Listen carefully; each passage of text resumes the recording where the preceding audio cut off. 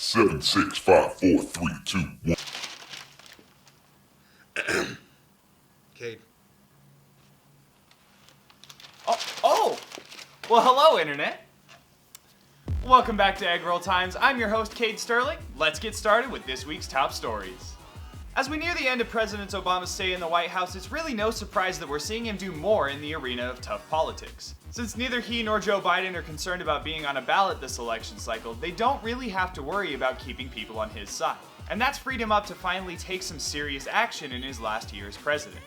At a press conference held in the Roosevelt Room in the White House last Tuesday, President Obama unveiled his long-awaited plan to finally close Guantanamo Bay once and for all. The campaign promise he made in 2008 has been harder to keep than I think he was aware of. In 2009, the president made an executive order to close the Navy-based prison within a year. But with the political support quickly melting away, it turned out to be easier said than done. But now there's an actual plan, one that's left the president's desk and has been passed on to the Republican-controlled Congress. The supposed plan offers few specifics, but in general, it centers on bringing between 30 and 60 detainees who've been deemed too dangerous for release to a prison onto domestic soil.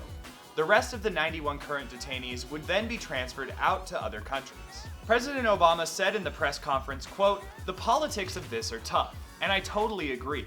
Successfully closing the prison entails countless hurdles to be cleared first.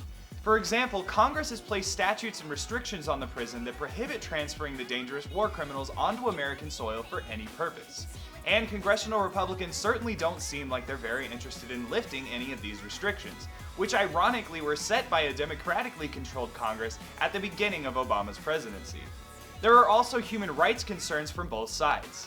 David Reams, who represents 13 of the current detainees, has expressed concerns that his clients being transferred to the States would ultimately prove to be harsher than the conditions in Cuba. The president wouldn't be closing Guantanamo, he'd just be moving it to the United States, Mr. Reams said. It's being held in Guantanamo that keeps them in the spotlight. Moving them to the US could make them invisible. On the other hand, Democrats are arguing that Guantanamo harms rather than helps our national security. It's been the cause of many anti-American sentiments around the world and wastes an estimated $65 billion a year. I'd love to think what you guys think about this issue. Take a second to read the New York Times article in the links down below, and let's have a conversation about it in the comments section. In health news, the Centers for Disease Control is investigating 14 reports of the Zika virus being transmitted through sex. For those of you who don't know, and honestly I can't really blame you for not knowing because no one really does, the Zika virus is suspected to cause birth defects and a rare condition of temporary paralysis, and until recently it was believed to only be transmitted through mosquitoes. Though reportedly only 2 cases have been confirmed, Deputy Director of the CDC, Dr. Ann Schuchat, told the New York Times that we are surprised that there were this many. With mosquito season fast approaching, we can only hope that a solution is found for this virus soon and that enough people can be helped by whatever they do come up with. With Deadpool safely tucked under Marvel's belt, comic book nerds everywhere turn to the next installment of the Marvel Cinematic Universe, Captain America: Civil War. One of the most exciting things that we already know about this movie is that it will be the debut of Spider-Man into the MCU, since a deal was finally struck with Sony to let the web-slinging hero appear alongside the Avengers franchise. With all the new trailers coming out showing us who's on Team Cap versus who's on Team Iron Man, we can't help but scratch our heads at which team the newest version of Spider-Man will pick.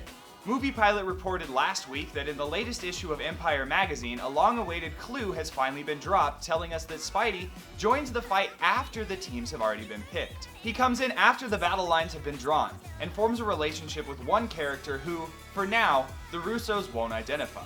In the comics, we all know, or at least some of us know. Okay, just me? Sweet. Peter Parker sides with Team Tony. But as we've seen before, the movies don't always follow the trades. I can't wait to see Tom Holland's Spider-Man when he swings into theaters with the rest of the Avengers on May 6th. Another quick story, this time out of Egypt. If you weren't aware, Egypt has been a hotbed for heated political protests in the past years.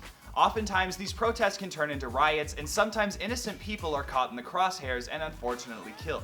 Perhaps the most shocking case in recent history was the sentencing of a 3-year-old boy to life in prison. According to ABC subsidiary KRCR, The boy, his father, and 115 other people were found guilty of murdering 3 people and sabotaging public and private property in one protest back in January of 2014.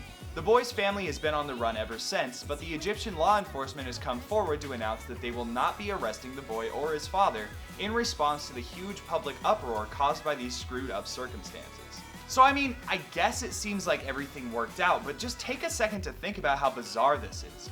A federal court charged, convicted, and sentenced a toddler to life in prison. It sounds even more ridiculous just saying it. And folks, that's actually where I'm going to end this week's show. Thank you so much for watching. As always, don't forget to subscribe to the channel, like this video, and for goodness sakes, share it. Also, make sure to follow me on Twitter, Instagram, Snapchat, and maybe even check me out on Facebook. All of my social links, as well as the links to anything I talked about today, can be found in the description down below. Once again, thank you so much for watching. My name is Kade Stirling, and this is Eggroll Times. See you next week.